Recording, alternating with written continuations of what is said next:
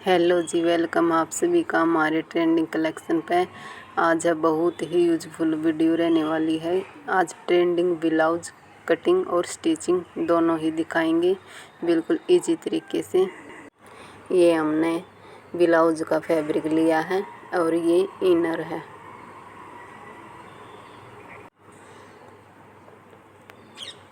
सबसे पहले हम लेंगे हम इनर को ओपन करेंगे।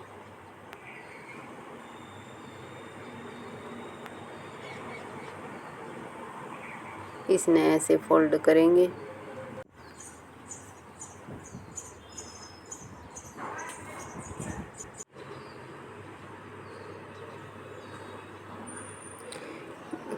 इसकी अच्छे से तह जमा लेंगे और बंद साइड अपनी तरफ रखेंगे। इस चीज़ का ज़रूर ध्यान रखेंगे और ओपन साइड बाहर की साइड करेंगे।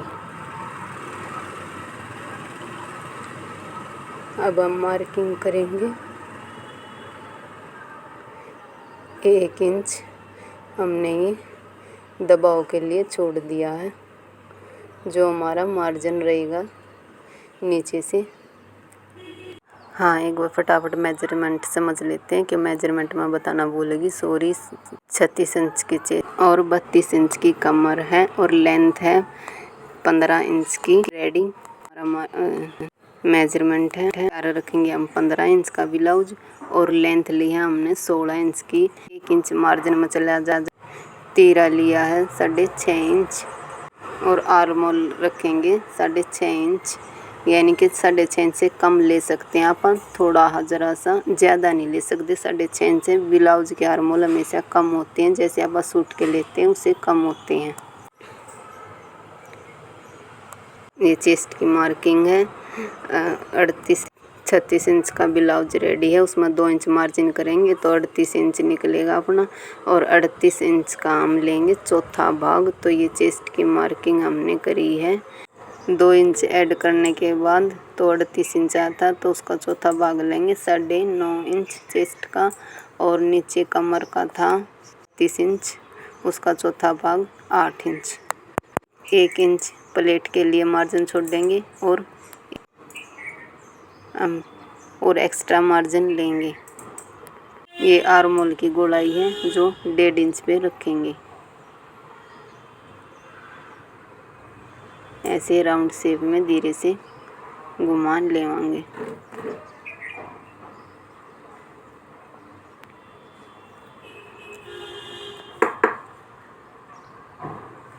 ये हमारी मार्किंग कंप्लीट। इसको हम कट कर लेंगे। बैक पार्ट है ये, और फ्रंट पार्ट काटने के लिए हम पेपर का यूज करेंगे। तो ये पेपर पे मार्किंग करेंगे। फर्स्ट मार्किंग तो वही होंगी तीरे की 6.5 इंच और आर्म होल की भी 6.5 इंच, और लेंथ भी उतनी होनी है। फ्रंट की आधा इंच और एक्स्ट्रा लें बैक पार्ट से, जो हमने नीचे निकाल दिया है मार्जिन, और बैक पार्ट रखते हुए मार्किंग कर लेंगे।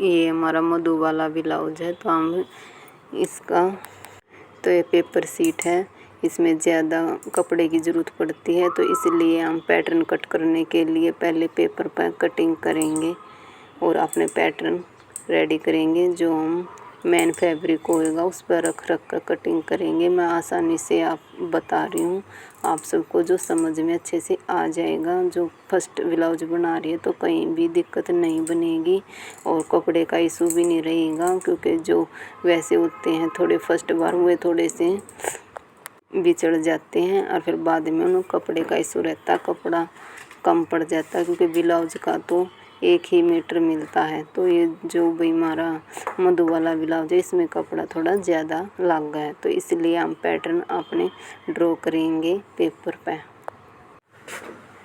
ये हमने सभी मार्किंग कर ली है और ये कट कर देंगे।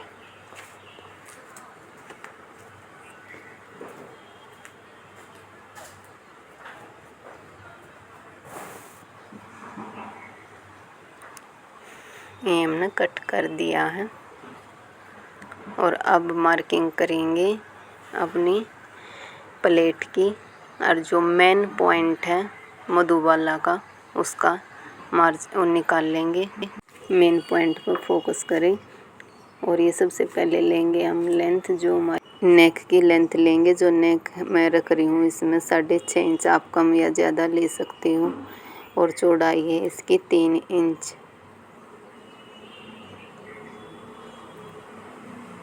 सात इंच तक तो नेक चलता है, इसे ज़्यादा बहुत बड़ा हो जाएगा। और धीरे धीरे से ऐसे थोड़ी सी अंदर की साइड से घुमाव करके और यहाँ से थोड़ी सी राउंड शेप में, वी शेप में ऐसे मार्किंग करें। ये हमारी नेक की मार्किंग हो गई है।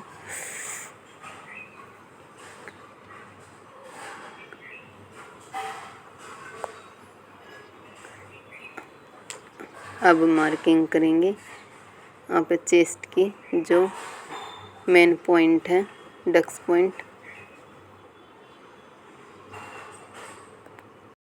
ये लेंथ लेंगे, जो मधुबाला जो कटोरी की लेंथ आएगी वो है 13 इंच पे, और इस मार्किंग को सीधा कर लेंगे।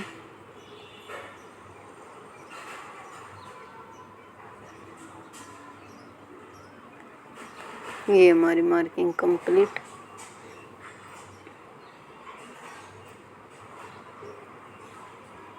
और यहाँ से 1/2 इंच ये आप हमारे गोलाई के लिए लेना है।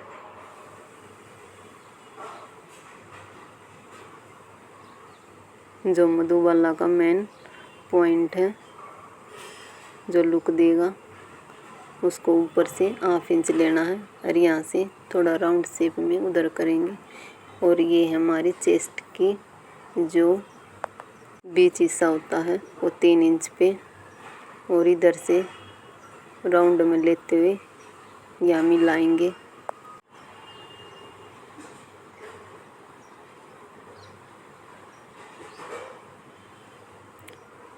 अब लेंगे डक्स पॉइंट की लेंथ 10.5 इंच पे, जो हमारा मेन पॉइंट है चेस्ट का।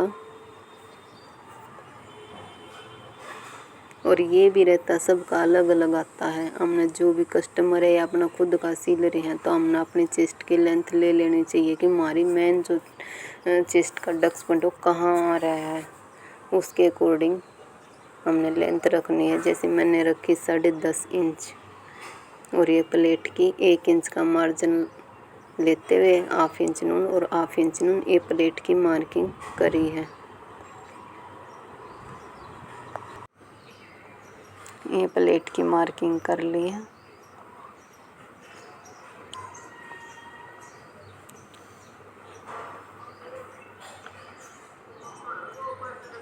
ये जो प्लेट का जो सेंटर है उस पर रखते हुए, और हम जो कटोरी का मेजरमेंट निकालेंगे उसको ऐसे ही इंची टेप से घुमाए करके लेके आएंगे। घुमाओ और यहाँ नेक पर मिला देंगे ऐसे।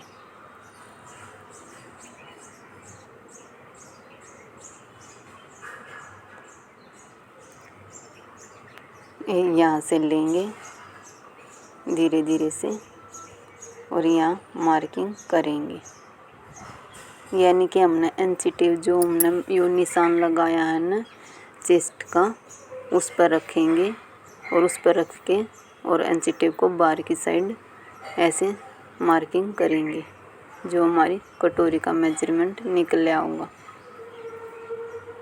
जो इधर जो चेस्ट का स्पेस होया करे ना बीच में गैप, वो जो 38 इंच की का पावेगा 8 इंच का स्पेस, तो हम प्लेट का 4 इंच पर लगाएंगे। तो फिर जो मेन पंची टेप रखेंगे तो बार का स्पेस 4 इंच ही आएगा। और नीचे ये प्लेट है, प्लेट के नीचे की भी मार्किंग कर दी है। और अब कटिंग कर देंगे। अब इसको कटिंग करेंगे।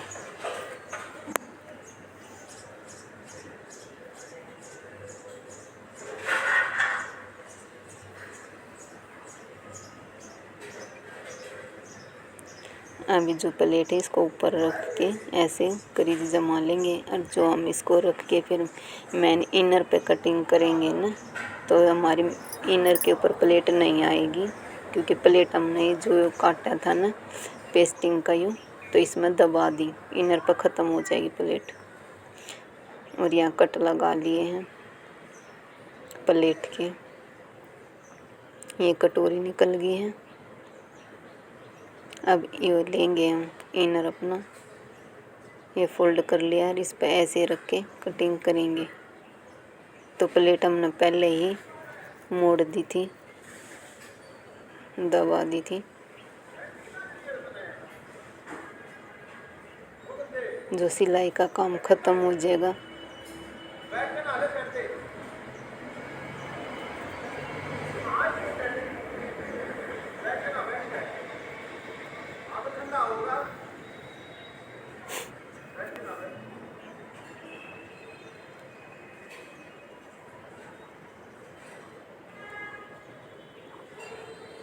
यहाँ की भी मार्किंग कंप्लीट कर ली है। अब कटिंग कर देंगे।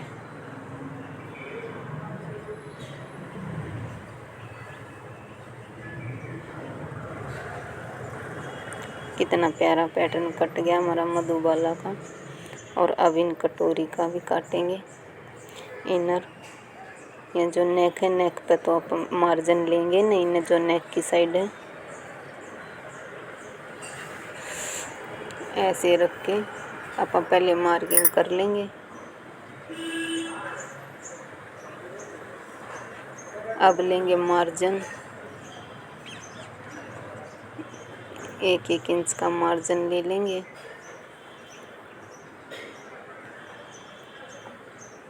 हमने उधर की साइड नेक आएगा तो उधर की साइड तो हमने मार्जिन लेना नहीं है। और ये हमने बाद में जो कटोरी अटैच करनी है इनर पे ब्लाउज पे, तो दिक्कत नहीं आएगी, यानी कि हमने मार्जिन ले लिया है। यहाँ प्लेट आएंगी, यहाँ कट लगा लिए छोटा सा जहाँ प्लेट आएंगी। कोशिश करती हूँ मैं बिल्कुल अच्छे से बताने की, कहीं भी आपने दिक्कत नहीं आई। ये हमारा मेन कटोरी का पैटर्न कट गया। और ये बैक है, इसकी नेक की लेंथ ले लिए। वो भी सब पर डिपेंड अलग अलग से होता है, आपने जितना चाहिए उतना ले सकते हो। मैंने ये 10-11 का नेक लिया है। ये प्लेट की मार्किंग, बैक प्लेट की। ये मैंने अपना ब्लाउज का मेन फैब्रिक उस पर रखेंगे।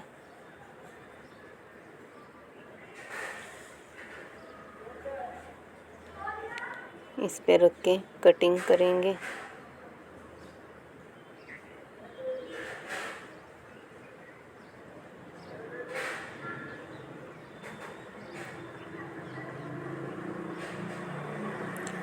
ये हमारे पैटर्न कट कर रेडी हो गए। अब स्टिचिंग की बारी आई है।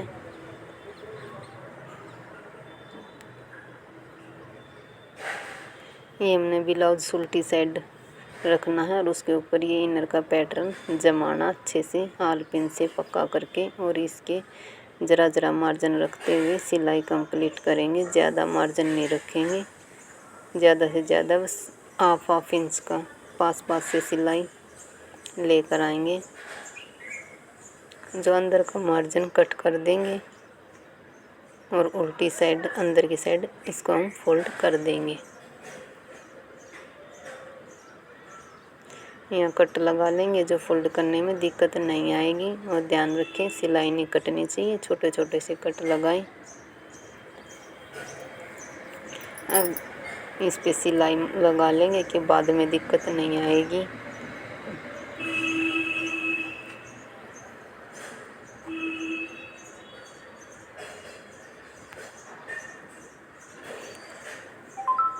आप इसको स्किप भी कर सकते हैं, दिक्कत वैसे भी नहीं आएंगी। आप प्रेस से सीधा कर लेना, प्रेस से फिनिशिंग दे लेना। मैंने यहाँ प्रेस नहीं यूज़ की है तो सिलाई से कर ली और बाहर की सिलाई लगा दी किनारे की।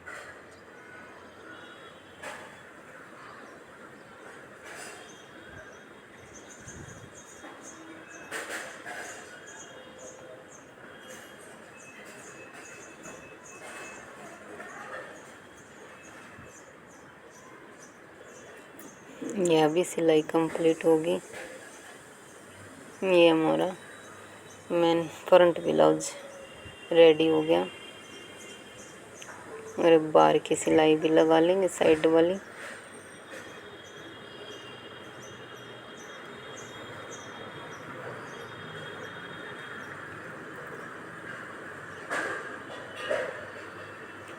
जो एक्स्ट्रा मार्जिन दिखा है इसको कट कर देना।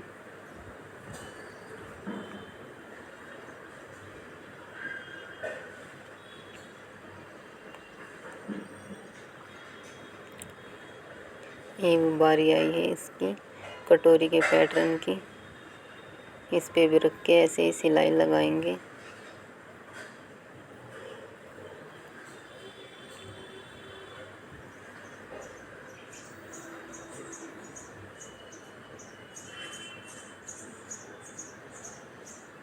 यहाँ भी छोटे छोटे कट लगा लेंगे।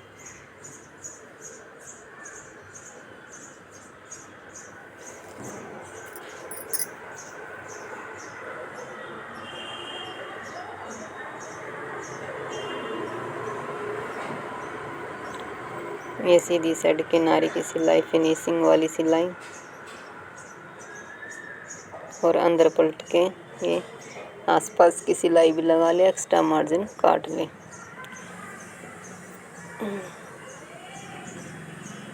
ये हमारा कटोरी का पैटर्न रेडी हो गया। हम जो डक्स पॉइंट है उसका इधर भी इंट निकाल लेंगे। ये प्लेट डल गई और उस साइड की भी प्लेट, इस साइड की भी प्लेट कंप्लीट करेंगे। ये हमारी कटोरी रेडी हो गई है।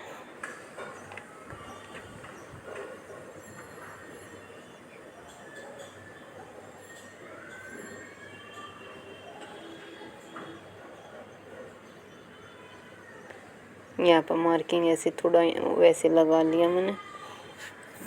जो पैटर्न रखेंगे तो रहेगा कि यहाँ पर रख कर ना सिलाई कंप्लीट करेंगे।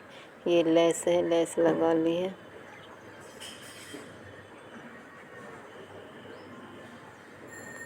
ये भी इसको रखेंगे सेट करते हुए। ये निशान लगा लिया, दोनों साइड से इक्वल आए, कहीं कम या ज़्यादा नहीं आई।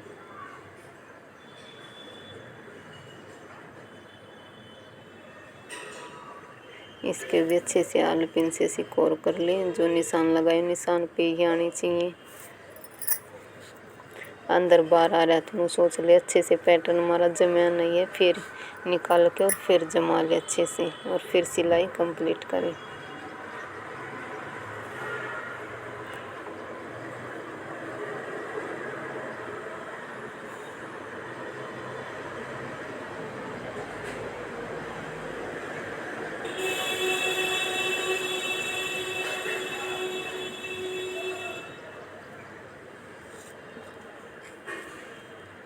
ये इधर की साइड की भी लेस लगा लेंगे।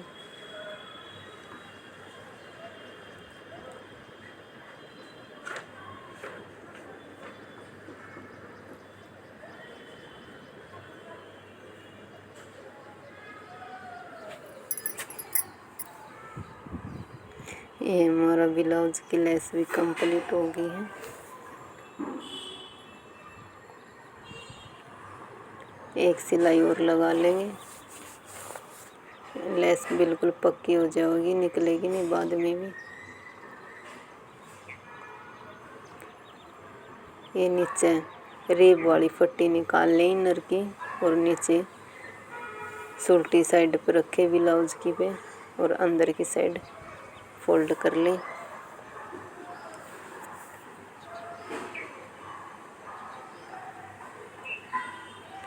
ये इसको अंदर पलट लें।